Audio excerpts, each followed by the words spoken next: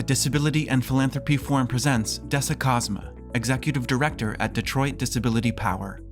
I'm so tired of everything about us being thought of through this very narrow tunnel of compliance.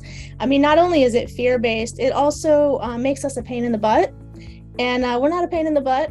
We're just trying to get our needs met like everybody else. And frankly, to be called a pain in the butt for trying to exist in a world that was built to exclude you is pretty offensive. So this compliance thing gets real annoying really fast, but shows up in housing all the time. So, when there's this misunderstanding, to put it generously, that disability is bad, which it's not, it's normal.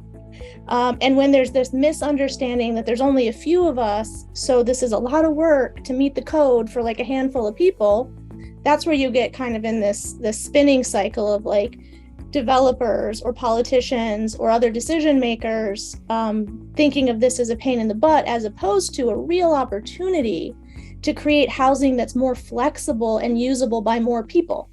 So not only are there 61 million disabled people in this country at a minimum, right? It's probably an undercount.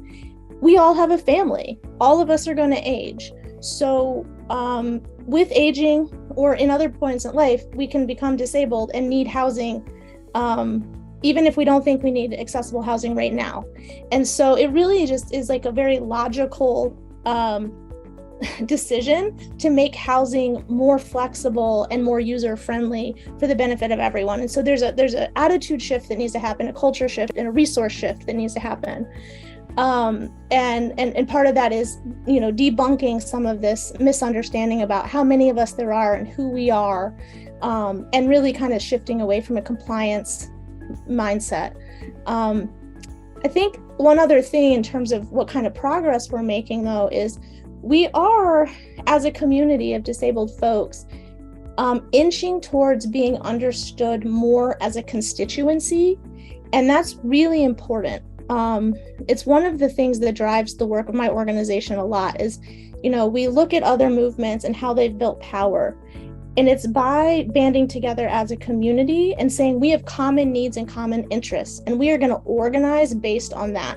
And so, I look at the Black Power movement, I look at the LGBTQ movements, and I say, these folks with these lived experiences, these shared experiences, these identities have said, we have a common interest, we're going to do something about it. And I see the disability community doing that more and more, and kind of moving the cultural understanding of who we are away from this notion that we are individuals with individual health problems and therefore kind of on our own, and starting to better understand us as a constituency of people with shared needs. And when we are an organized force of people with shared demands, we can actually do something about housing in a way that we can't do if we're just trying to fend for ourselves as individuals. And this requires organizing, and this requires a real intentionality around building power. To continue your learning journey, visit disabilityphilanthropy.org.